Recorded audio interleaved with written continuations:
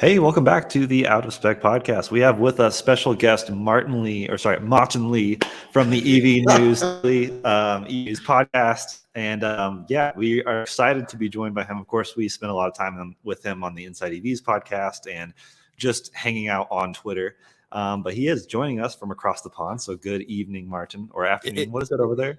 It's evening time now. It's dark outside. It's the evening and still morning time for you. Because I only realized today when you and I were chatting on Twitter, and I'm like, I'm 5 hours ahead. You're like, no, dude, we're mountain time. We're 7 hours sort of behind you. And that explains because for the last 2 years, we've all done the Inside EVs podcast.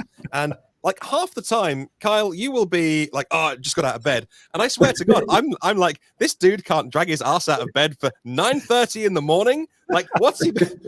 And it's actually 7:30. So I feel not that bad, but I do feel slightly bad for thinking, my God, this dude is lazy. Right?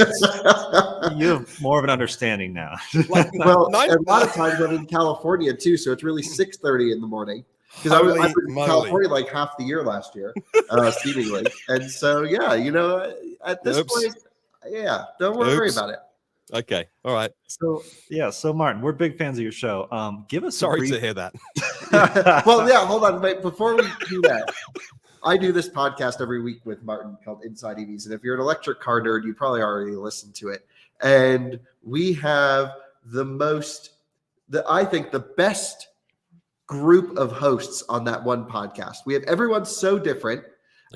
Everyone excels in their own little niche. But how did it start? Because I don't remember how the Inside EV started other than you reaching out to me saying, do you want to do this show with us? Yeah, it started because I was talking to a sponsor who no longer, they sponsored the first year that we were on the air. Did we even run an ad for them? No, I'd love to know where that money went. I didn't see any of that money. I was in a this is pre-COVID, so 2019 pre-COVID. I was in a meeting room in London in January, and they make components. They're like a tier one supplier to the automotive industry, and they were spending big on their big push into electrical, as all of them, as everyone is doing. And they said, but we'd love some more outlets. And I said, well, we could create you a podcast, and we have this website called Inside EVs, and I've got some friends that work on that, and we'll make you a podcast every week, and you can sponsor it for the first year. And they did, because I did interviews with their technicians and their engineers, and we put it out on the channel. So they sponsored, and so that's what brought us together. And then that sponsorship ended, and we carried on doing it because we all love doing it, and it's a nice way to spend Friday just chatting to friends, and then many thousands of people tune in and watch, but really it's just about the four of us seeing what we've been doing for the last week and driving cars and our opinions. And we are all so different on that podcast as well, and everyone's got different styles and I ages. think we all genuinely hate each other a bit, which is a good sort of camaraderie that we have. Yeah, absolutely. Yeah. So that's how it came together, and I absolutely love doing that. And it's opened me up to a whole new audience as well that's discovered the podcast since then. So. Yeah, well, I've been a fan of EV News Daily, which is your personal brand, your podcast that you've been producing for 4 years as of last week. So congratulations to that. Incredible achievement to literally almost every day produce the show. Yeah, so that was 4 years ago. It was just a Twitter account, and it was me just tweeting random stuff to 5 people about electric cars, and that was. Really, I was quite happy with that. But my wife said to me, you've got to stop talking to me about electric cars because, listen, she's like, I love you, but I really don't care. And so I thought, well, if I start a podcast, I can talk to, again, nobody, because no one listens to a podcast at the start. It's not like YouTube. Discoverability is really hard. And so I came out here to this is the back of my garage. So I have a double garage, but it's a double lengthways garage. I'm sure they have a name. It's not a double width garage. You're like one car in front of the other. Yeah, right. So this is the back half. So the other side of this partition wall is my garage. I'm in the back, the back half. I never knew that. That's amazing. So I'm in my garage, but it's plastered. I've got carpet and heating and lighting and air conditioning, and so I came out here 4 years ago and just started a 6-minute podcast. The time as it was, it's now half an hour, and talked about electric cars, and I put it online and I tweeted about it. I had I definitely, well, I had one listener because I checked that it published. I know my mum listened. Bless her. Like, she doesn't know what's going on. Although 4 years later, she gets her first EV, which is great. They're in their early 70s, and they're getting their first electric car, which is awesome. What did they get? They bought an MG5 Estate, a wagon. Oh, the wagon one. Yeah. We have to go for. Can I make a video with your mom in her electric Of course wagon? you can. Yeah, she's bonkers. You'll love her. She's absolutely crazy. So they're getting their first EV in February, and so look, and like nobody listened, of course. Then you make the second and third, and then you make 100 of them, and then at some point people start listening. And then 4 years later, luckily more people are listening. So very fortunate that I kind of tapped into something 4 years ago that was really early days. But still had a big audience. But in the last 4 years, lots of people have become more interested in electric vehicles, and it's really exploded. And I've been able to, they say rising tide floats all boats. I've just been lucky, right place, right time. So the podcast has done very well. And thanks to you, it's now in video form as well, which you've hit me over the head for the last 2 years. I'll take full credit. Start Even though making, it really has nothing to do with me.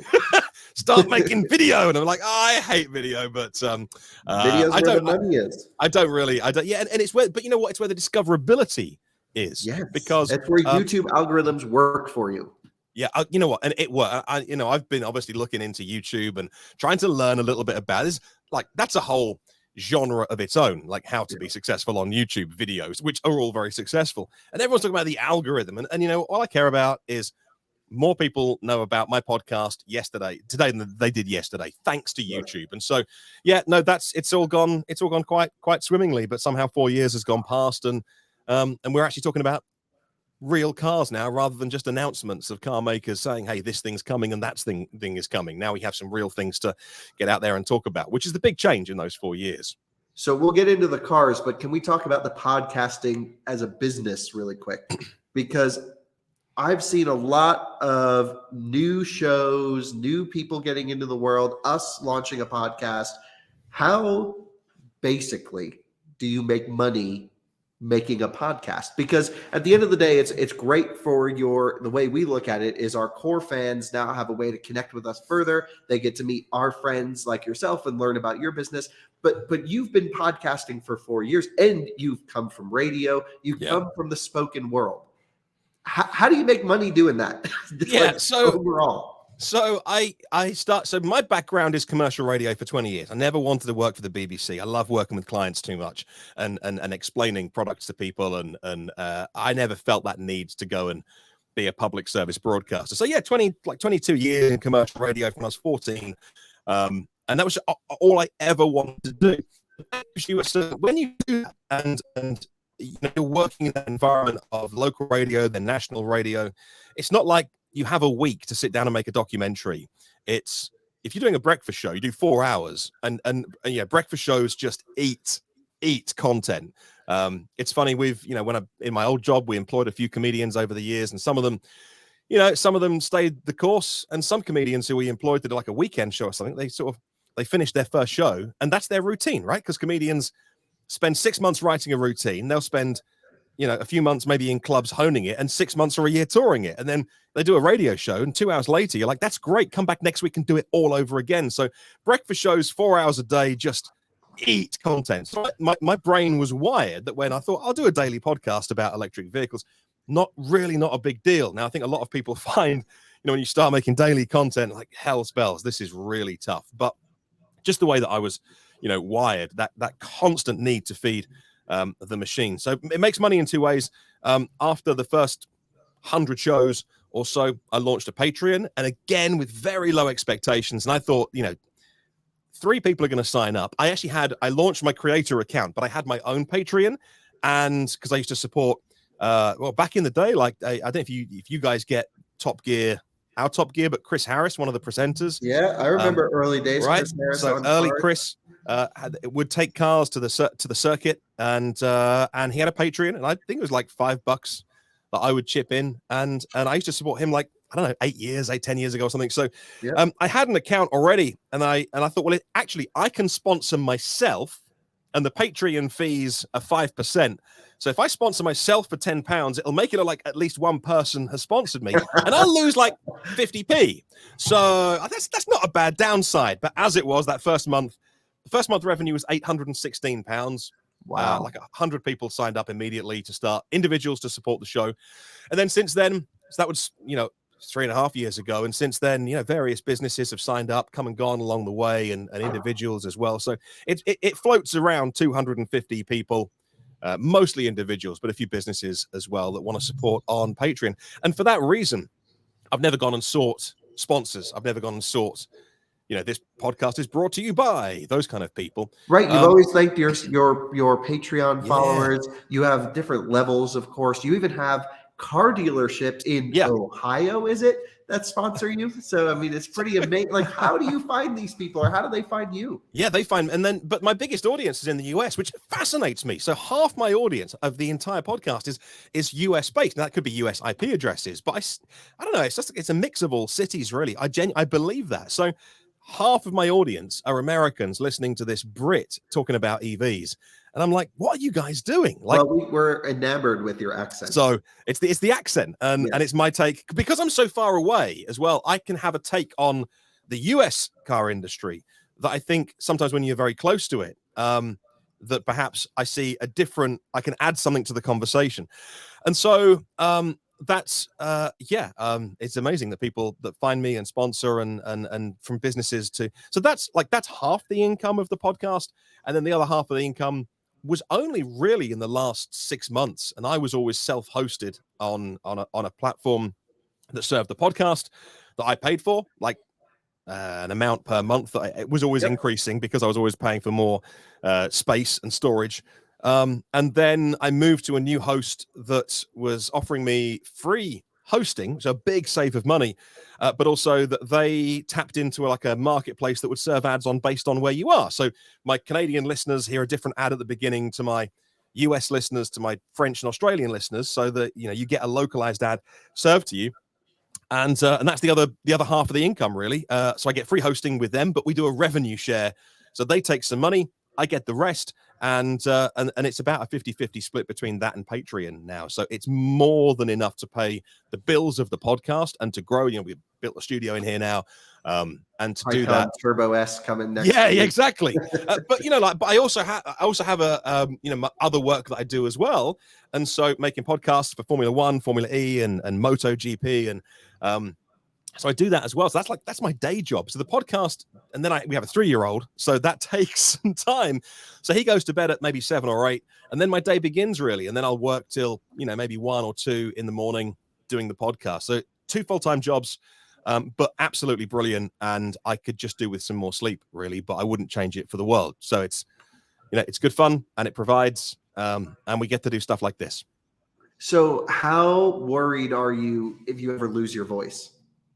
I mean, exactly. And the weird thing is, I know you've been under the weather lately. Whenever I get under the weather, it goes to my throat. And so I hate that. Like, some people always get a headache or a blocked nose, and I always lose my voice. So maybe I should insure it. Didn't one of the stars of the 80s insure their legs or something? Really? Or I don't remember who that was, but someone had like insurance on their vocal cords or something like that. Yeah.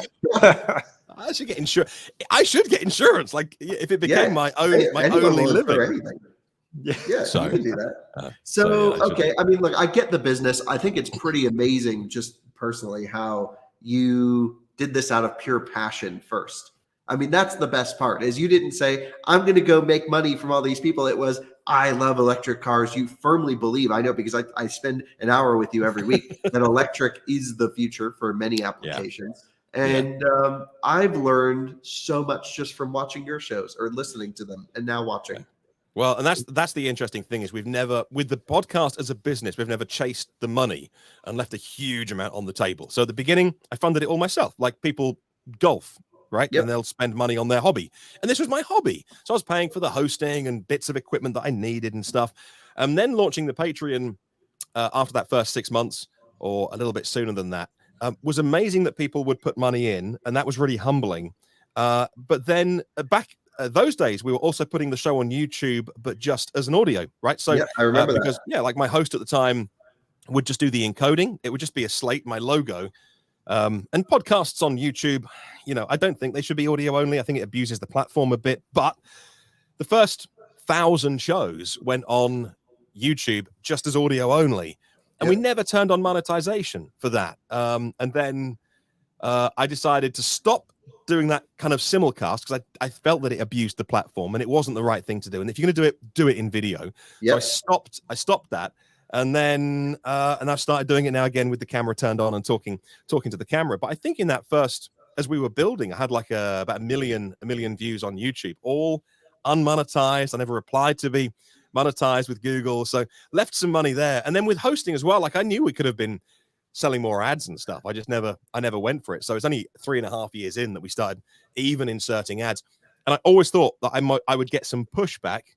Because everyone hates ads, right? So I thought there's going to be I'm going to see a drop off, but that's okay because I'm going to be making this much money, and but you know what? More people signed up to Patreon because on the Patreon feed they get an ad-free feed. So now you've incentivized them to spend even more money. So it's absolutely bonkers the way that's worked out. I always felt I would hurt the audience by running ads. And as it turns out, they're like, it's fine. I'll pay $5. I've got a little RSS feed that you can copy into your podcast app and you get it all ad free. And it's actually made more money and people are happier. So they pay, they get ad free content. It's funny how it's worked out. But yeah, it all comes from a place of just loving talking about the cars and the technology. And and I think you and I think very similarly in that I love. So, you know, and you like driving vehicles in all conditions. Like my passion is motorsport, and people get really confused when I say motorsport should carry on burning things for a while yet. Electric motorsport is really trash. Yeah. So, okay. Can we talk about Formula E? Because to me, it's the silliest thing ever. It's a shame because season 8 starts as of around the time we're recording this. They're going into the 8th season. Are they doing charging for season 8? No. And it's supposed to be. They were going to be charging in Gen 3 cars, which is next year for season 9. Okay. And it's like, well, they might need to stop for 5 minutes in a 45-minute race. But then if everyone has to stop, it's when do you stop? And it's like changing Formula 1 tires, 2 seconds, refueling more like, 15 seconds. But that's impressive. And people watch it and go, oh, that's cool. Charging a Formula E car for however long, if it's longer than Formula E stops to Formula 1 changes tires, the impression is EVs are a bit rubbish because all you do is you run out of energy and have to charge them. So are they wrong? That's kind of true. I mean, yeah, but it's just like that's not the perception they need. Sure. And of course, this year BMW have left. Mercedes-Benz are leaving at the end of the year. They're defending champions, but they'll be leaving at the end of the year. And Audi have left, of course, already. And so, although Stellantis are coming in with the Maserati brand and next year, running the Taycan as the safety car, and it is the safety car, in light blue colors. It looks good, nice livery, and it's a stock. That's a stock Taycan with the light bar and the safety, and they got some cage. They got a cage and some switches inside, probably some kill switches, some extra safety. But that's not going to get. They had the iX3 last year running around, and the i8. I've never driven an iX3, but it was fun watching that thing in the U.S. because they brought it over here when it came to Brooklyn. It was the only one in the country. Yeah, you went to New York, and that was interesting seeing when you were doing that, your take on it as someone who knows so much about electric vehicles, and yet you were like, okay, thing I've ever done. I went for a 2-day race, and I watched 40 minutes of no noise, just going, and then they're like, you got to use this boost function over here. If you go to this, then you get a boost. I was like, just drive fast and craft into stuff. Yeah, my first experience of a Formula 1 car, which I love Formula 1, and my experience of that in the 90s, my stepdad was thinking about doing some marketing. They didn't end up spending any money, but at the time we were watching the touring cars. So back when it was the Volvo T5, is it T5? What's the estate car? Right. So I know exactly what you're talking about. I don't know the Volvo R, the crazy fast Volvo wagon, and the Alpha 156 and the Ford Mondeo that Nigel Mansell was driving, and when British touring cars was really popular, and we were watching that, and then Formula 1 was testing on the back circuit of Silverstone, like the back half, And the sponsorship marketing people that had invited us, they were like, hey, we can get you in to go and see. And McLaren were testing with Mika Hakkinen, I think it was the driver, and it was a 90s fire-breathing V10 probably, and we got to just jump in their little golf cart, got waved through security. There's the McLaren team, all the testing team, putting the car together, and I got to stand just a few meters away from that car. They fired it up, and I swear to God, I can still feel it vibrate, like my rib cage shook, and like being close to a powerful combustion engine. You think back before, like you would think, say to parents these days, like maybe put some ear protectors on your kids, but no health and safety. It's fine. Like fingers in your ear, you could feel it. And that is motorsport. Motorsport is seeing a bunch of cars on an oval and they all come past at once. You can't, it's just an assault on your senses. And they go, no, no, no, no, no, no. And then you're like, whoa, my God. Yep. So electric motorsport is my bugbear in that I haven't yet found any that I think is any good. Now, I also like rallycross because it was made for TV. Like the series all those years, it was literally made for TV. The races are short, sharp, a few laps, a few minutes long, and that goes electric this year. So it's going to be different. There's going to be no noise, and but still jumping. Yeah, and it's going to be frenetic and interesting because, again, the great thing about that series is it's noisy, and I don't know what they are, whether like turbocharged 1.6s or something, but yeah, something like that. Yeah. They're all on the start line, bouncing off the limiter, and then and they're gone, and it's like that's cool. So I think electric motorsport still has a huge way to go, but so. Like the answer isn't to electrify everything. It's to get 95% of the way there so that we go and get our groceries on electric power. And then at the weekend, if we have a 1960s Jaguar that hasn't been converted to electric, but has rather been kept in its original condition, or we want to go see some motor racing, we don't feel guilty. Like people race horses at the weekend. I'm right there with you. That's the move.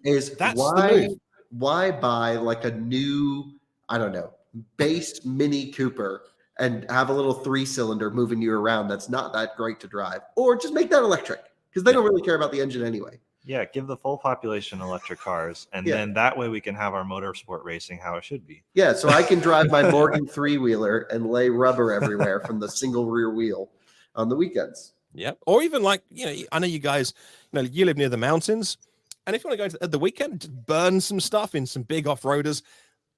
You shouldn't feel guilty, or nobody should make you feel guilty about doing that or doing something that burns things, because that's going to be our hobby, a small proportion, and that's the play. It's to get us all doing stuff on electric, and even then, until we can wean whole countries off of it. Like this year China will sell 5 million EVs, like 5 million EVs in China, and yet I don't think they've ever built more coal-fired plants than they will do this year. So whilst they are going green, they're also going to be spending the next 20 or 30 years polluting stuff. So we've also got to bear those things in mind. Like, people make you feel very guilty about not being green, but you know what? Everyone can do their little bit, but on a big scale as well, we need to make sure that. And so places like China aren't going to stop building their coal-fired power stations and stuff. So let's not all get hung up on making everything electric. It's okay. We can enjoy a little bit. So what about Formula One though? Because my thought is Formula E it's like where the nerds go to have fun to race right now. It's a very good entry level to perhaps a Formula One career in the future. I could see that happening, working your way up in the ranks. But Formula One's incorporating electric technologies that are more adaptable and relevant to combustion and future electric vehicles from larger OEMs. So not only is it more expensive to compete in Formula One, but you also get a lot of R&D that can go back out of it. And that's the thing. Formula One has always been where, and there's the cliche of whatever it is, like race on Sunday, buy on Monday, or they're variations of that. But it's true, right? So it's always true that Formula One was at the vanguard of technology, whether that is in the 70s and 80s and ground effect. And then those cars were just going far too quickly because that ground effect wasn't controlled. And so like they were sealing off the sides of the car, having this enormous ground effect, and then they'd slam on the brakes to go into a corner. The whole car would, and you know, Formula One had just got out of killing its drivers quite regularly, so they were quite keen to stop that. And so, but even then, active suspension that got banned, and then you know, all those things that can make their way into road cars. But unfortunately for Formula One, the next technology is electric. So it's always been at the vanguard, but the next thing coming is to electrify our road cars, and that's not what you should do. So, you know, Formula One is a show, and so it's a case of, well, how do you make it exciting and also, you know, talk about latest, greatest technology? But equally, it's got to be, if it's the top level of motorsport, at least, you know, for that series, it's also got to be shock and awe. And so for that reason, maybe it should just be, I don't know. Maybe it should be just these crazy V10s. Yeah, but I don't think we'll ever see that again. We won't. And then when they come into the pit lane, they have to go to electric power or something, you know, and then come down to like 60 miles an hour and something like that. But they won't do that. I don't know what the answer is, but it's unfortunate because what they should be doing is the worst thing. Yeah, so I spoke to Ola, I can't pronounce his last name, the chairman of Daimler recently about this. Kalenius, yeah. Yes, thank you.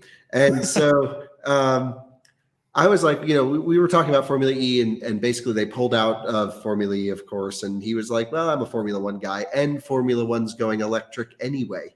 And he's like, yeah, so why fool? He basically, my impression was like, why are we fooling around with this little tiny dinky series?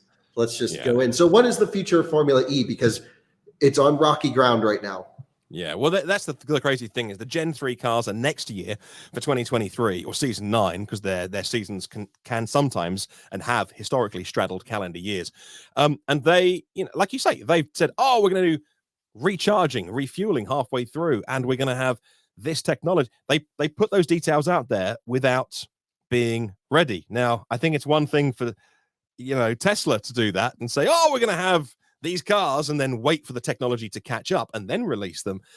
For a race series, they've backed away from some of that. And then this week I saw that the Gen 3 cars were embracing something to do with fuel celly stuff. And it's like, come on, you need a really clear, it's difficult because Extreme E, we've only had a few races this year, has a very, very clear green message. We're making these crazy off-road vehicles, and we travel around the world, and we clean up. We leave places better than we find them, and we raise awareness for whatever that local area has to increase awareness of, and then they leave. And then so for this year, 2022, they won't go back to the same places. They'll go to different places and race around those. And I was fortunate enough that the last race of the season was about 10 minutes from me, and in a mud field. Yeah, right. But that's a series that has a very clear proposition and objective and point, and I think Formula E kind of falls, unfortunately for it, falls between the cracks a little bit, failing to get the public's imagination. You know, I don't mind the cars not being as fast as other series. Sure, that's fine. That's on a level playing field, but they're not sustainable. Like the event is, let's put everything in planes, everything in boxes. We throw them out, we repackage. I'm like, this is burning and just hurting the environment. It would be, this is why Extreme E is so cool, because like you mentioned, they leave places better than when they found them. Formula E is such a resource burn. And I don't think the automakers get anything out of it, because well, no, all the powertrains are supplied by someone else. And that's the thing. So we talk about how impressed we are lately with Lucid and the efficiency of the Lucid Air, and of course their heritage as a Tiva is all about technology for Formula E. And the thing that the automakers want to work on over this decade, which is, well, firstly, getting supply contracts for batteries, which some of them were late doing, going back to the mine to work out where there's raw material, which they've never had to do before. So the whole auto industry is going, oh, crud. Like now we've got to use the blockchain to work out where our cobalt came from to make sure no kids were hurt. Okay. But so they're having to do that. And the differentiator in the future is going to be the powertrain and the battery technology, because sure, you can buy it off the shelf, but if you really want to do it at a reasonable price, you're going to have partnerships, the way that GM are doing it with LG, and Tesla did it with Panasonic. And so that's the bit of Formula E that is a completely spec series. So yeah, this is where it hurts it the most. You should. So say, why would Mercedes be in it? Because they're just like buying Atiba stuff. So yeah, this is where they have the biggest opportunity. Make the cars different. Just open it up. Just say, look, it's gonna cost you money to be in the series, and some people will drop out because of that. But open up the regulations and have it free, and be like, you're allowed to store 50 kilowatt hours of stored energy, and you've got to do 30 laps, and we'll see you at the finish line and see who gets.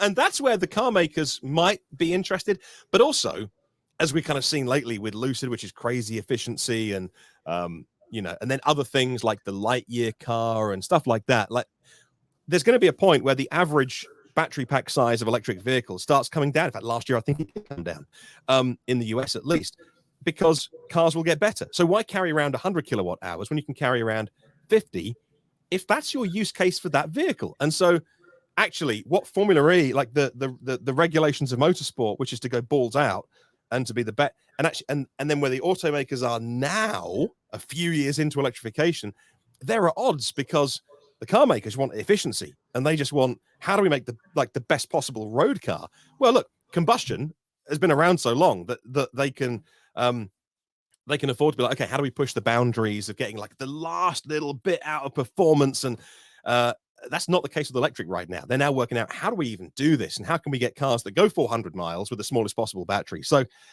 even then, I'm not sure it would work. It's a really strange thing. I feel bad for Formula E. It's not something that I tune in to watch, and I love electric cars. Same here. It's never captured my attention, even after attending the race. It was a great time for 45 minutes. Now I can go home. I'm gone. And there was so much fanfare and this, that, and the other. I don't know. They just played it up so hard that it was disingenuous, if you will. So speaking of production cars and smaller battery packs, what do you think about the Hummer EV? So this is from a British perspective. Yeah, from your perspective, this is a huge truck that needs no yellow dots because it's too wide. What do you think about this? It's not a car that we have.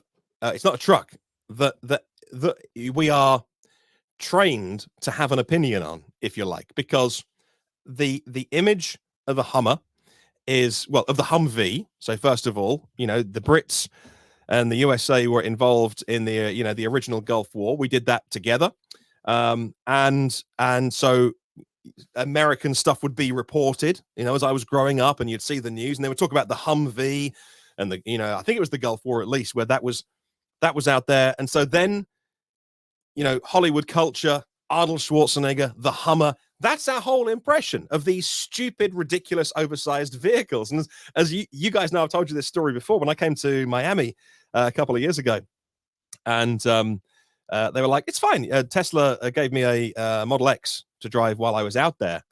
I felt entirely in proportion with the average person, because there's these massive trucks coming past me, like with one dude in trying to look over the steering wheel. And I'm like, what the hell? Over here, a Model X is a genuinely huge vehicle for our roads and the kind of cars we drive. And in Miami, it just felt like, well, this is kind of normal. Like, it's kind of small, actually. Model X, do something a bit bigger. And I'm like, it's not big enough for what we need. So Hummer EV, personally, I'm not into it, by the way. I don't think it does anything for me. Rivian is the right size, because it's like a Tacoma. Are you familiar with the Toyota Tacoma? No, we don't get that. Yeah, but it's like a smaller pickup truck. Nissan Frontier, you probably don't get that either. No. It's like the Mercedes pickup truck. You know that one? Okay, right. Okay. That's a Nissan Frontier underneath. So it's that size. A Rivian's like just a hair bigger. And that fits pretty well everywhere. It can go on trails. It's more adventure-y. It doesn't really accomplish the work truck thing. Neither does the Hummer EV. So I just don't know why you'd buy a Hummer EV over a Rivian personally, other than bigger battery pack, more power, this wants to freedom mode. Some people just want to have challenges when they do their day-to-day life, like parking. Like, they just want to go somewhere and think, oh, I don't know if this will actually work. I think a great video idea would be taking a Hummer EV from one end of London to the other, avoiding major roads, because I don't think it could actually do it. Some of your roads and alleyways are just small. You're absolutely right.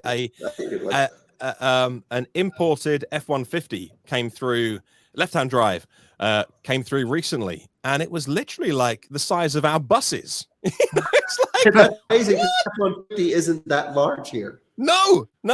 But I don't know. So yeah, we don't really have any. It's not a truck that will come here. It won't fit on our roads. It won't fit in our parking spaces. And we just don't have. It won't go through the drive-throughs. The McDonald's would definitely not be wide enough. So it's so culturally, for us, it's Hollywood. It's Schwarzenegger. It's Hollywood. It's kind of this exuberance. It's the cliche side of Americanism. But I guess it is real. For you. Not so cliche in some places. My friend and colleague just saw one. I think it's the first one to arrive at a dealer. And it was at his local dealer. He actually works right across the street. He went over there for the dealership owner, and he's like, "This thing's huge, and the battery pack's like 1.5 feet thick."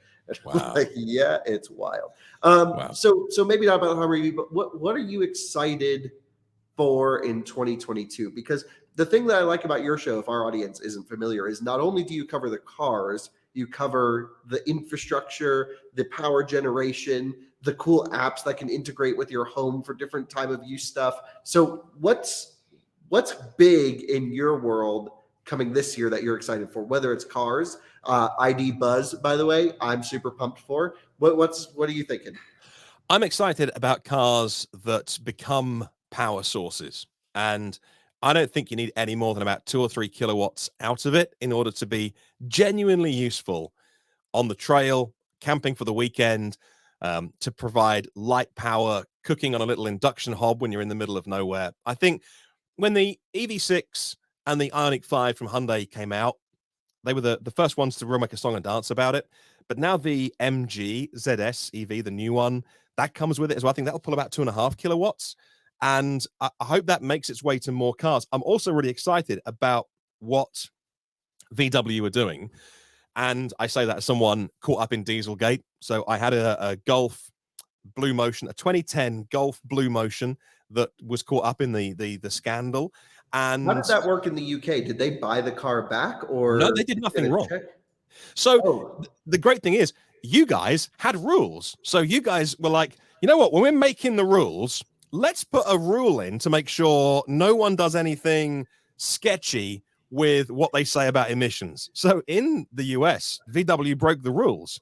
Over here, they must have had a meeting and be like, should we put that in as a rule? Like nobody would even try it. So actually, they've done nothing wrong. Really? I had no idea. Oh, I can't say that they've broken any rules because I'm here on our legal system and stuff. So I'd be I'm always so careful what I say about VW, because for my US audience, like there's car buybacks, there's Electrify America, there's a huge fine. And over here, they took the car back and they reprogrammed it. They put the new software update in back at the dealer. But there's no admission of doing any it's just wrongdoing. Like a recall campaign. Yeah, it was like, oh, we need to do some remapping. Yeah, the car is doing some funky things when it's in cold weather and stuff, just for reliability. So we'll dramatically change the way the car drove after the remap. Okay, couldn't tell. And so I was caught up in that. So that's kind of my background. That was the VW I was owning at the time, which is what got me into thinking, what else is out there, and kind of my interest in electric vehicles. But no, so I'm a bit bruised by VW, but it's a different management team. Herbert Diess is doing an amazing job there. I hope he stays. Herbert Diess was at BMW with i3 at the time. Right. So he's doing all the right things. And so what's happening this year is all the ID cars will get a software update, and VW are releasing their home wall charging unit that is vehicle to home, vehicle to grid on a CCS plug. And I don't know what month that is penciled in for, but again, they've put the press release out. I've reported on it. Everyone's gone, oh, that's really nice. But this is the world's second largest car maker, depending on how they've done. They've just fallen behind Toyota again by about 1 million units, I think, for 2021. But still, like a huge automaker introducing vehicle to home, vehicle to grid with their own home charger on CCS, not CHAdeMO. And people have got these cars in their driveway already waiting for a software update. So is it existing vehicles on MEB platform, every single one of them? I don't think that significance of that, as I understand it, has been explained to people. And so that's super cool. Like that. But Yeah, you've got to buy some new wired to hardware. your house. So Europe, I think it starts in Europe, and yes, you've got to buy a new wall box, but still not the brand wall box, but a home. But do you have to get like an inverter that looks at grid power and then it'll do this back and forth? Because in the US with the power wall situation, because I have a power wall sitting in my garage, I have like 7 boxes that I need to install first before I can even plug the power wall in and then get it approved and then go through all this stuff. I don't even know. I mean, from the presentation they did where they had it on stage and they're like, oh, and we're going to do vehicle to grid, by the way, because they just unveiled the ID3. Just in the background. Yeah, they're like, and it's when they unveiled the ID5 or maybe the ID4 GTX or the Life. It was before the Life, wasn't it? And then they were like, oh, so I don't think if it happens as I understand it, that's what I'm most excited about this year, because I think it has the potential for lots of people to start to integrate cars into their life and how they power and pay for stuff, which is, I find super, super interesting. I didn't really know or care what a kilowatt hour was until I got an EV. And then when you do, you're like, well, why am I paying for so many of them? And you look at your electricity bill and you start to understand it a bit more. So I think that's going to be a big thing this year and going forward as well. So our office is at Colorado State University, which does a ton of research into topics such as this. And they're building a new building right next door that's going to be one of the most sustainable buildings ever, from its construction to the way that it's heated and cooled. And, part of that I don't know if has been totally figured out yet is the electric car charging situation, because we're at a university, everyone drives a 2011 Nissan Leaf. And so a lot of the cars are capable of vehicle to grid. But is that the case in the UK, by the way, where like every professor drives an old Leaf? Because in the US, that's what it is. It's bound to be. Yeah, I think so. Yeah. I don't know why. I guess just because they're cheap and electric. I don't know. But they're literally the entire parking lot's full of Leafs. Leaves or Leafs, I don't know. It would be interesting to see if we could come up with some sort of solution to charge the cars on a vehicle to grid situation that gets them topped up by the end of the workday, but then utilizes the cars, throughout the day. I don't know. It would be there's a development that I want to go to this year as part of the podcast, and they've built a bunch of houses. And they've got home storage. They've all got solar generation, and they all, as a housing estate, as a trial project of these new builds, they all work together in terms of grid balancing and feeding back into the grid from the solar generation, and also charging their cars at the right time overnight. And these trials have been going on for ages, but it's another one done at quite a large scale. But still, that's ultimately the goal, where our cars become this source of energy, and it means that we've always got some power, not just when there's a power cut, but to rely on, and that will come with bigger batteries, where you can say, look, as long as I've got 300 miles, if there's another 100 miles in the battery, you do with it what you will. That's what I was going to say. Set your minimum comfort level for the day. You could just do it in an app somewhere. And, for people like my mom, she may never partake in that. She just wants to do her thing. But you and me and Jordan, we'd nerd out. And I'd plug in everywhere. Be like, oh, I'm going to run into the grocery store. Here, take 50 kilowatts for my car because it's hot summertime. And you can charge me up tonight slow. Yeah. And then you get a credit, or you get a check, or you get money in your PayPal from your energy company. And they're making money on the back end as well, because of the costs that our energy companies have to pay for generation. So it seems like it's going to be a winner all around. I don't know the pace at which it goes. I don't know. It should be exciting. Yeah, it's actually easy to do here because our town has our own energy commission. So we buy all of our electricity, everything just from our town. It's all controlled here. So these types of projects, like if we push to work with the school to get this vehicle to grid situation, we would do it with our local electric cooperatives in partnership with the school. And it's just easier when it's small scale like this. So, we need to look into that. That would be so cool to just do a US project here. As long as you make money, look, I do believe that inherently we just need to, we're all in our own self-interest. And that's not to say that we don't care about each other and the planet, but if it's going to cost you money and you're going out of your way, it's not going to work. But if there's a project, or if there's a scheme, or just something where you end up with more dollars and cents in your pocket at the end of the month, you will do that. It's simple, unless you don't need the money. Yep. Or there'll be people who do it as a geek because they want to get into it. But if there's a scheme where you have an electric car, you assign away the top 10% of the battery and say, have at it, do what you will. And then at the end of the month, money arrives. You've done nothing. Pretty good. People will do it if there's more money in their pocket. So what do you think about DC fast charging costs? So Shell recently said that DC fast charging now almost makes as much money as petrol fueling. Yeah, gas. Same margin. Yeah, same margin. So but that doesn't factor the installation costs, the unit costs, the running. Like it does factor in the buying of the electricity. But I think that was a misleading statement.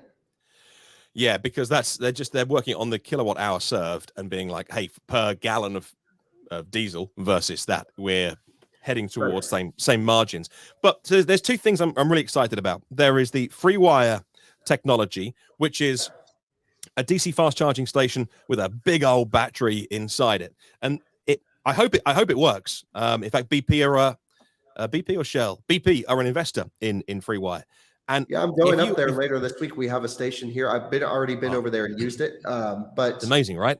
So if you've got in cold weather, if you are in a mom and pop business, or even like a reasonable sized business, and you've got 1 or 2 50 kilowatt DC fast chargers, the step to then add 150s or 350 high powered chargers it's not even a conversation. It's so fabulously expensive to do.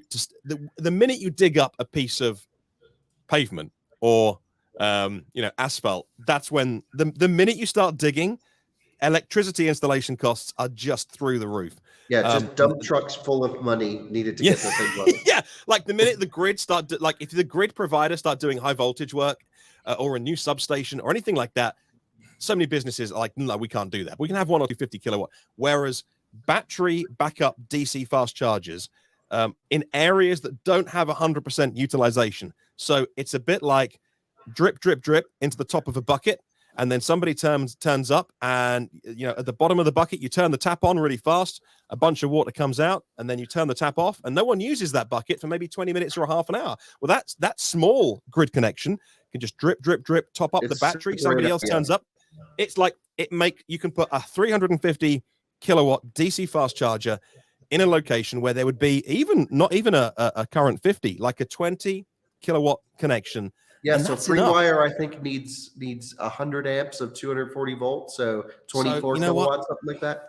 That I'm so excited about that kind of technology. Batteries are in short supply generally in the world, but battery backup DC fast charging, so you can just dump juice into a car, and then that station might not be used for 20 minutes. Well, that's when it gradually tops up again. That I think is really, really exciting technology. And the other one is the Norwegian company. We finally get them here now. There's one station open here in the Midlands, and that's Kempower.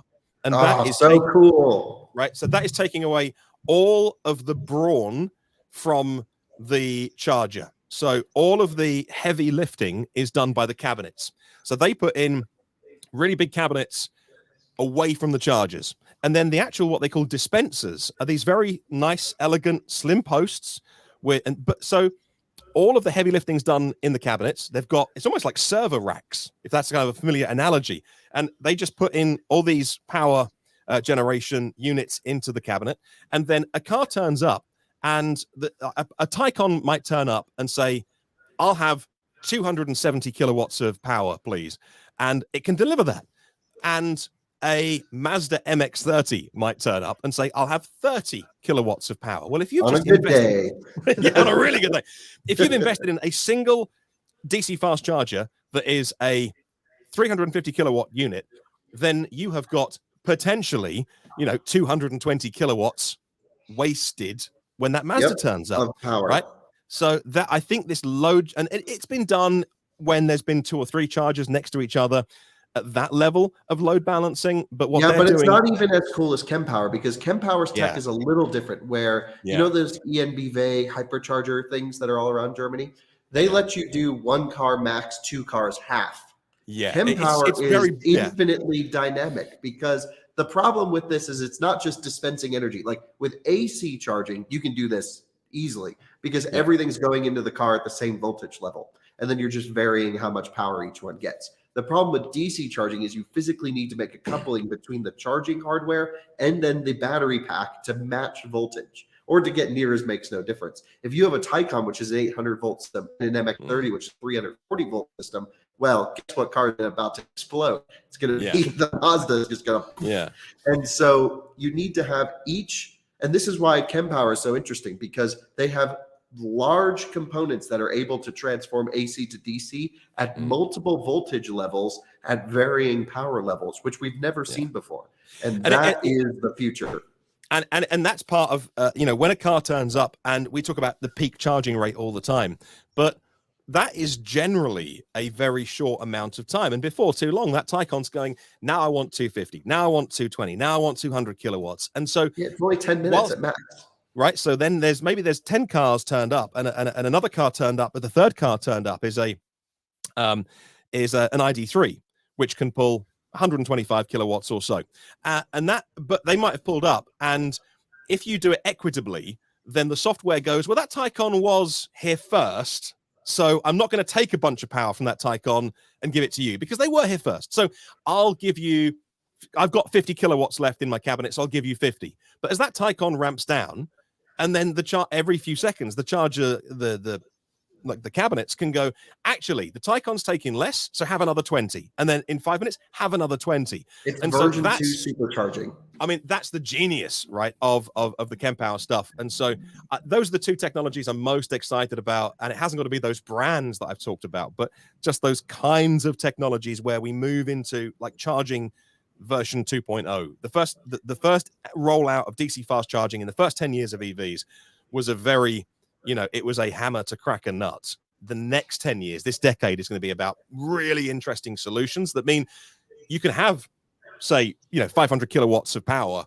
sitting in the cabinet, but put in 20 dispensers, and the software is clever enough to work out how much power to send to each one, rather than just, and that's going to be key because no one wants to wait when they're charging and everyone wants the best possible charge speed. So if there's other stuff out there that I haven't seen yet, I can't wait for, new ideas and new technology. Have you seen this Porsche mega charger truck situation? Awesome. They have like 7 of these trailers with a 2.1 megawatt hour battery pack and 250 kilowatt CCS plugs, 10 of them. You roll up, you plug the thing, it looks like puppies feeding on their mom right there, all just like getting from the main thing. It's the coolest. It is very cool. And there's only so fast we need to charge cars. The Rimac Nevera, that was pictured recently on an Ionity station pulling 343 kilowatts. Yeah, maxing that thing out. And like everyone lost their minds, and Martyn was like, well, it can pull 500, but there's no chargers that out there. Right. They've obviously got them at the at Rimac/Bugatti headquarters, but there's nothing in the wild that can deliver that. So he's like, well, yeah, it's okay, but it's not as quick as we've seen it. So that is mind-blowing. There's only so fast we need to charge.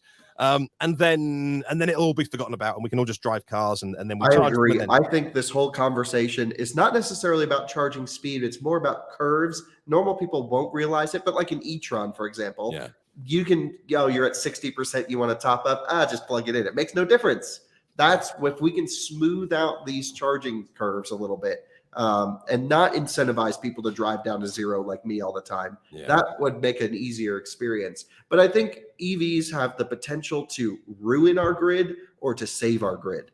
And so, if you DC fast charge every car at 3 o'clock in the afternoon on a 100-degree day, that's going to ruin our grid. But if you have interesting solutions with battery packs, built into these charging stations, not only can that take basically not stress the grid, but it can help the grid, because actually if the charging station's like, hey, we've only seen 2 people ever turn up in this time and you're stressed out, why don't I give you some of my energy?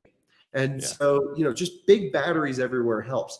The problem is sourcing all of these batteries. So that will be a topic for another day. But anyway, I'm really concerned that we don't have enough of a supply chain or even knowledge based on building high energy capacity, low degradation storage situations. Yeah, completely. And then different storage for different things. So a different chemistry for what you need to do. Like the batteries in your home storage should be wildly different from what we put in cars because the power draw is so different. But until now, again, we've been in almost like EV 1.0. It's like, well, so Tesla have been like, well, okay, we'll put some 18650s in that home storage. And only now are they using part of that battery supply deal with the Chinese company CATL. So that those LFP batteries that have been going in the standard range cars, they're now going in all the home storage because energy density is really not a big deal when you have a bunch of stuff on a grid level or even your home levels. So we are moving into the next era of EVs, which I find really fascinating, and I can't wait to see where they go. But I love, like, I've learned so much from watching your videos, and as you mentioned that you just go down to 0%. Tom, our friend Tom Malogney, did recently with his Lucid. He's like, yeah, it got to 0 and I carried on driving. That terrifies me. Like, that is about... Does it really? Honestly, the idea of driving around a parking lot until my car stops and then pushing it. I've seen you two guys pushing cars to a charger. Push the Mini SE into a charger. Like, Jordan, I don't know how. It's like childcare with Kyle. Like, how do you? It's like looking after a toddler or a puppy. It's like like both of which are terrifying. It's like constantly putting out fires. So I don't know how you cope with him because I don't know how anyone does. I don't even know if Alyssa can hear you, but she'd be agreeing too. She'd be like, "Oh, I've got to 0 and I've run out and I'm in a car park. Push me to the charger." Well, hey, Alyssa, take your headphones off really quick. Alyssa was driving. Can you take your headphones? Alyssa was driving the Model 3 the other day, and you ran out almost at 0. I didn't run out. No, she made it at 0%, but you drove. It terrifies me. How many miles? Probably not far. Probably like 2 or 3. 2 or 3 miles at 0% to the charger. Which I've never run this car. That would scare me too, because this car has degradation, which means the BMS may not be in sync, which means it could run out at 4, or there might be more than you think. And what was that? Oh yeah, she's got the big roof box on the Tesla and the studded winter tires, which don't help. Hardcore. Who cares? Yeah. Like, we'll do it. We'll make it. I mean, look, that's the fun adventure with EVs right now, but that doesn't work for most people. Most people, 20%, I think that's when they're like, plug in the car. Yeah, like my wife, if it's below 20% and we're on a long journey, she will say, let's pull into the next services, let's get a coffee and a snack. And she has no interest in but that's the problem, is that there's not enough infrastructure here. And you've been to Norway, you've seen places, and actually Electrify America done a really good job of actually getting it. Obviously you have a much bigger geographical area to cover than we do. You can get to the top and bottom of our country. So the coasts are fine, but Midwest, like where we live, they're every 100 miles or so. Okay, so so that's actually worse than we've got it. But yeah, DC fast charging is still a rarity. And I do think the majority of people who aren't EV drivers are understandably programmed to think like filling up at a station, where I always did. Like I was terrible. I always waited for the light to come on. And when I was a student, I'd stick 10 quid in or 5 quid and get it up to a quarter tank and then run it back down. And I'd be like, oh, I got, when I had no money. And then there's luckily, get a bit older and there's a point in time where I'd be like, it was empty and then it was full. And I'd drive my car till it was empty. And then I'll find a filling station and it was full.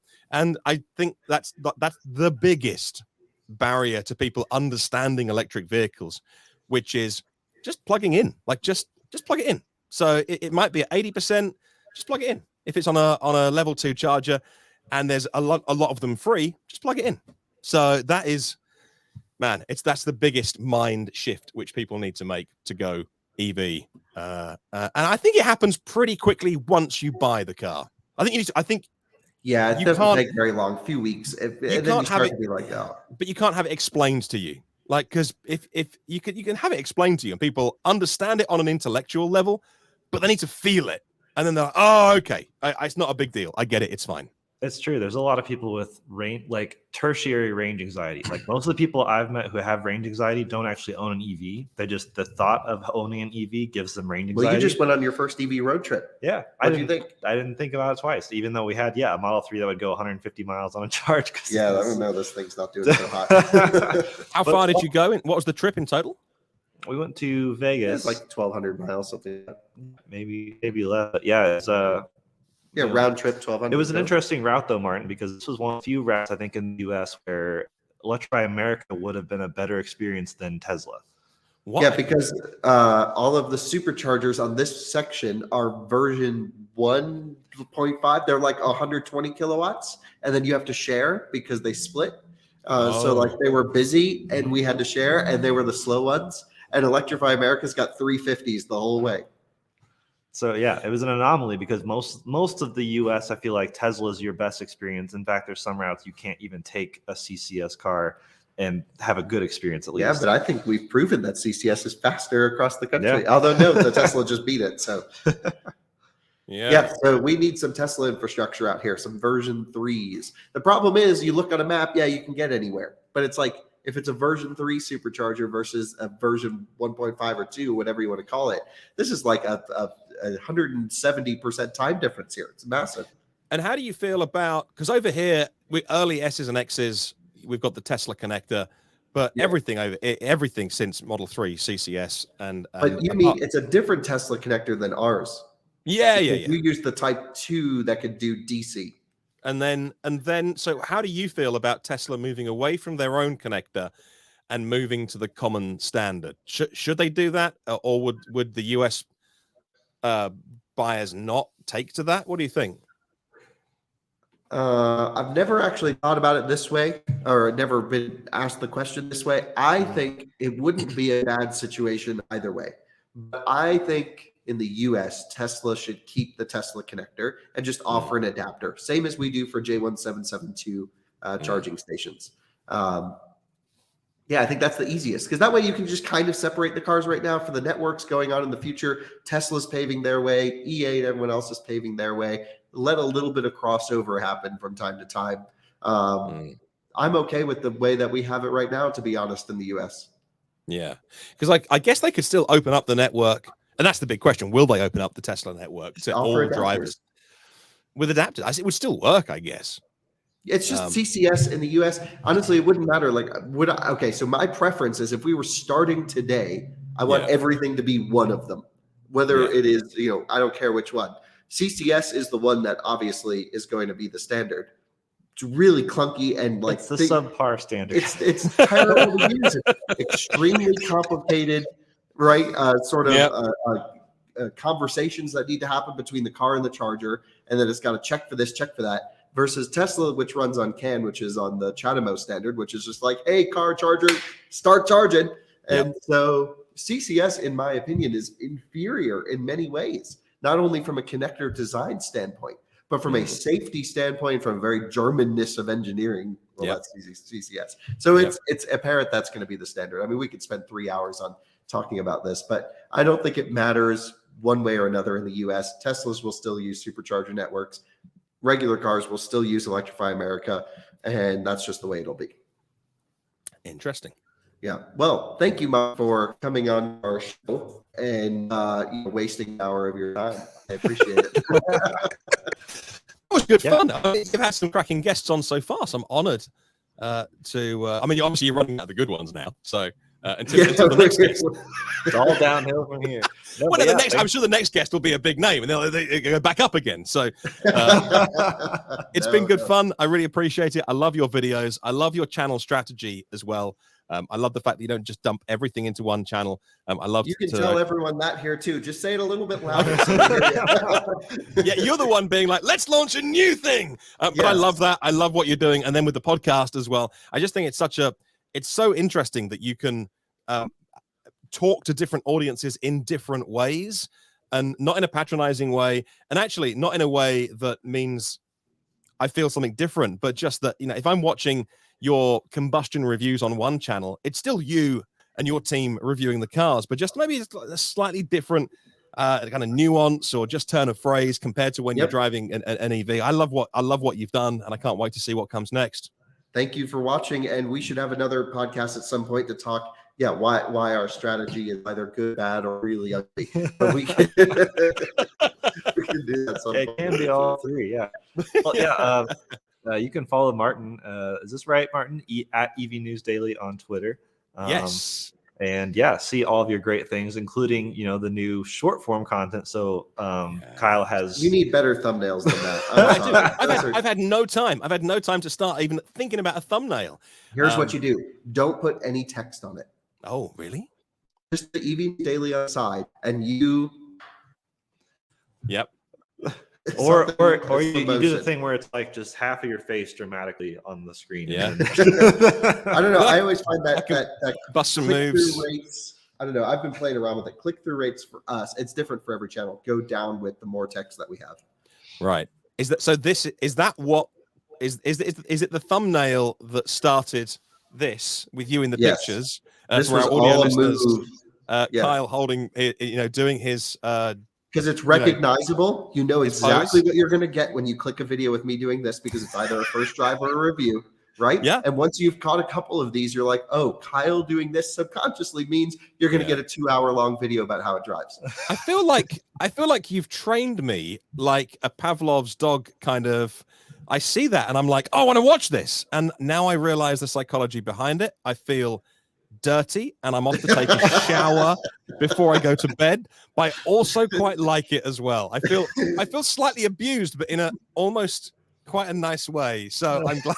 Wonderful. I'm glad that I feel manipulated by the algorithm and the evil genius of your thumbnail mind. So, well, it's just trial and error. It might work for the next year and it'll get burnt out. We'll try something new. All right. So from today, I'm going to make a video now. It'll just be a picture of a car and me doing, I don't know. Yeah, some sort of. That's exactly what you need. You want the highlight car in the backdrop and then your face. Because everyone wants to be treated to a picture of your face served up on an impression. You tell that to my wife, so she respectfully disagrees.